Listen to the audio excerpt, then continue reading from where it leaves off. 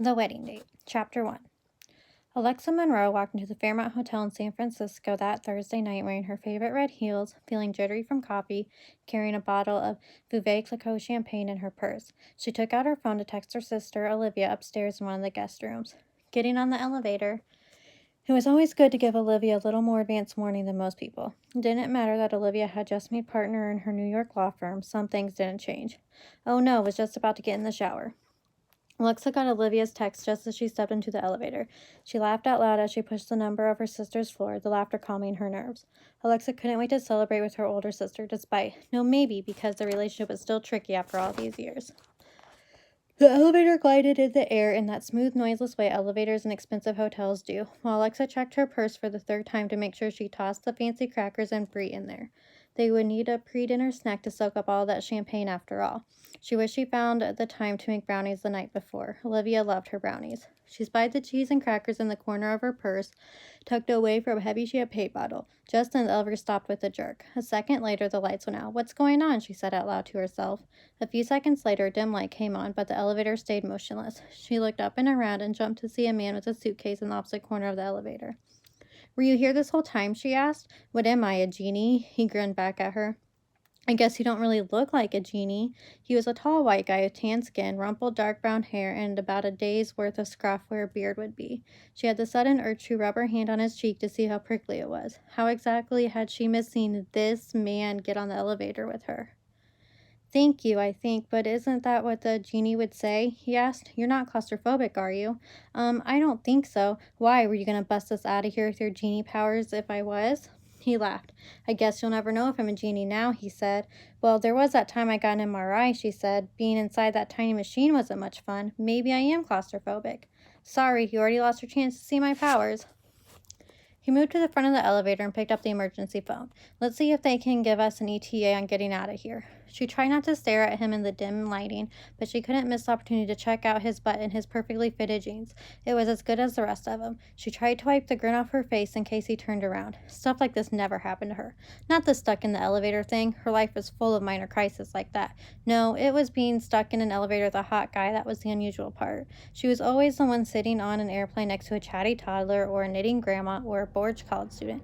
Never a hot guy to be found. After about a minute of saying, "Okay, okay," in progressively tenser tones, he hung up the phone. Well, he paused and smiled at her. "Wait, I don't even know your name, my new elevator friend." "Alexa. And you, Jeannie?" "Drew. Nice to meet you, Alexa." "Drew, it's a pleasure, but..." "Right. These circumstances are not ideal. So the bad news is there's a power outage in the whole hotel." Her phone lit up just then with a text from Olivia. "My power went out. Where are you?" "Ah, yes, I was just alerted to that." Alexa held her phone up before she texted Olivia back. "Whole hotel, I'm stuck in the elevator." "At least that means they were telling the truth," Drew said. "The good news, or so they tell me, is that they have generators, so the elevator should start moving shortly." She slid down to the floor, placing her purse gently beside her. It would be a tragedy to break that champagne bottle. "We might as well wait in comfort," she said. Her favorite red heels were relatively comfortable for the first 5 hours, but she'd been wearing them for 9 plus. He shrugged off his leather jacket, gifting her a glimpse of his stomach, muscles, and as his gray t-shirt shifted. Hot, funny guy who occasionally flashed his abs. Was it her birthday? "So, are you a guest here, Drew? Where are you coming from?" she asked him so she wouldn't stare. "Just flew in from LA, and you?" He sat down next to her. "Oh, I live here. Well, over in Berkeley anyway. I'm just in the hotel visiting someone." He glanced at her phone, her shoes, and back up at her. "A pretty special someone with those shoes on, and all that smiling you were doing when you didn't even notice someone else got on the elevator with you." "A very special someone," she said, and his grin got wider. "Wait, no, not that kind of special someone. My older sister. She's in town from New York for work." Yep, this is how she usually acted around hot guys. Scared to make eye contact, stared at his abs, said something awkward. "Ah," he laughed. "Okay, yes, I did think it was that kind of special someone. Do you two have a hot night in the city planned?" She crossed her legs and adjusted her black wrap dress so she didn't accidentally flash her underwear at this dude on top of everything else. "Sort of. We're celebrating. She just made partner at her law firm." Alexa smiled down at her purse full of treats before looking back up at him. Not even cheese could compete with this dude. He narrowed his eyes at her, light brown eyes with a really dark rim around them. His eyes were so pretty that she looked away again. Thank God her brown skin meant her cheeks couldn't get too pink, otherwise he'd be able to see them glow in the dark. "Okay, I'm happy for your sister, but what is in that bag? You keep looking at it like it's the Holy Grail. She laughed. Just champagne and a few snacks. The plan is to drink champagne here and then go out to dinner. Well, that was the plan, but we'll see how long we're stuck in this elevator. Drew scooted closer to her and looked in her purse. Alexa pushed it toward him so he could see better in the dim light. She never let people poke around in her purse, but hey, this is a cute guy and a weird situation. Okay, good. We have sustenance if we're stuck here for hours. Champagne is so convenient because no corkscrew is needed. And then we've got, oh, look at that, cheese and crackers. The perfect stuck in an elevator snack. She leaned back against the wood-paneled wall. Have you been stuck in an elevator before with a variety of snacks and been able to determine which ones are the best for the situation? She asked. No, but come on. Cheese and crackers are obviously the best possible option here. First of all, you had the foresight to bring a soft cheese, so we won't need a knife to cut it. We can just use the crackers to pull off bits and spread it with our fingers. And second, have you not ever enjoyed cheese and crackers? Ever not thought, oh boy, these cheese and crackers are exactly what I need right now? She considered for a moment. Stop. No, stop even thinking about it, he said. You know the answer is no. Cheese and crackers are objectively the perfect snack. She laughed and pried his fingers away from the box of crackers. Okay, fine, you're right. But you didn't manage to talk me into sharing Olivia's you-made partner cheese and crackers with you, you know. He stretched his legs out along the floor and took another glance into her purse. I was afraid of that. Well, I can only hope we'll be here so long that you'll take pity on me. She slipped her shoes halfway off, just enough to relieve the pressure on her toes. No offense, Drew, but my goal is to not be stuck in this elevator with you all night. Although those abs. No, remember Olivia, her sister? Right, Olivia. Okay, yes, Olivia. Time to ask him another question so she stopped staring. Don't you have plans tonight? What are you doing here in San Francisco for the weekend anyway? He made a face. Wedding. She made a face back at him. Don't say it like it's a prison sentence. He slumped against the wall. If prison sentences lasted for a weekend, this one would qualify. Okay, fine. A prison and a cushy hotel. But still. She looked around the dim, still elevator. Not so cushy right now. What's so terrible about this wedding? He threw his hands in the air. Let me count the ways. He held up one finger. 1. It's my ex-girlfriend's wedding. Alexa wins. She'd been there. Ex's weddings were always trial, even in the best circumstances. Second finger. 2. She's married one of my best friends from med school. Alexa covered her eyes. Okay, maybe he had a point. Were they? No, she wasn't cheating on me with him, but let's just say I wasn't particularly pleased about how it all happened, shall we? Ouch. Well, I understand why you. He held up a third finger. 3. She sat up straight. There's another one? A third finger? Oh, yes. He waved his middle finger in the air. As a matter of fact, it's the worst of the fingers. 3. I am a groomsman. She swung around and faced him, mouth wide open. Are you kidding me? A groomsman? What? Why? How? Yes, you are asking the important questions, the ones that Josh, Molly, and I should have asked before this nightmare of a wedding weekend started. What and why, indeed? What could have possibly inspired him to ask me to be a groomsman? Why would he do that? Why would she allow it? Why would I say yes? How did this happen? All those questions should have been asked, and yet here we all are. Oh my God, Drew, that's almost enough for me to give you some cheese. He patted her shoulder. Cheese? Hell, if he'd let his hand linger there for a few more seconds, she would have given him a lot more than cheese. Alexa, I'm touched. I truly am. And then he waved another finger in the air. There's 4. Oh, good Lord, what could possibly 4 be? Are your divorced parents coming to weddings with their spouses too or something? He laughed.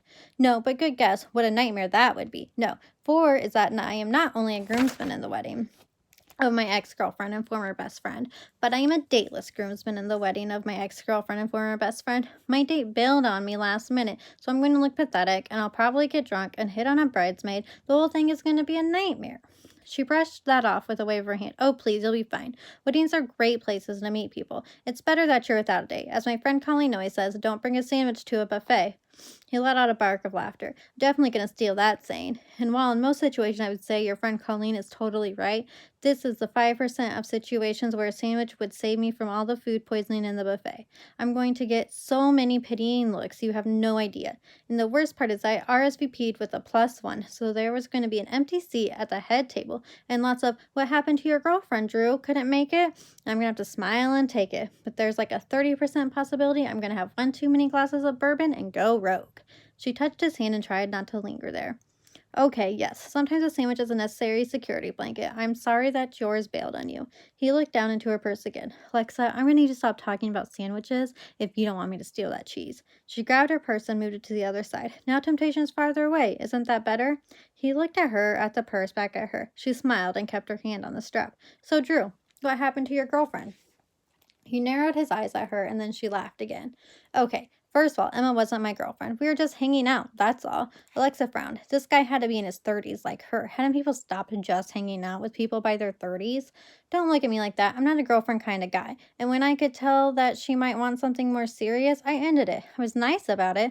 I don't do girlfriends. I haven't had a girlfriend since, he sighed, Molly. Anyway, except I forgot that I needed a date for this damn wedding. Alexa pointed to the fourth finger that he'd raised in the air. Wait, she said, how exactly is that your date bailing on you? He shook that finger at her. Don't do that. Don't blame this on me. It's not my fault. It's not her fault either. She was going to come to the wedding with me anyway, but her dad's having surgery tomorrow, so she couldn't come. Those ab muscles moved in a lovely way when he sighed. And, of course, I'm sorry about her dad. I don't blame her for that at all. I do, however, think that it's just more evidence that I've been cursed when it comes to this wedding. Alexa laughed and relaxed against the wall. If she happened to move closer to Drew while doing so, that was just an extra benefit. Hey, it's not like she was in danger of becoming this guy's not girlfriend. She could at least get a few accidental touches on his arm in before this elevator started back up again. You probably did something to deserve it. Drew reached around her and grabbed her purse. Oh, really? I pour my heart out to you and this nightmare of a wedding and how I won't have a date and all the terrible things that'll happen to me because of that. And when you hear my tale of woe, you tell me you think I did something to deserve it. Just for that, I'm taking some cheese. He reached into her purse but hesitated for a second and raised his eyebrows at her. She sighed and nodded. Okay, fine. You can have a little cheese, but you'd better save some for Olivia. And no tearing it off with your fingers. What kind of Neanderthal do you think I am? There's a knife in there. He beamed at her. Good Lord, this was a dangerous smile. She looked away and found the butter knife so she wouldn't throw herself at him. He just bit into his third cheese-laden cracker when the overhead lights came on and the elevator started with a jerk.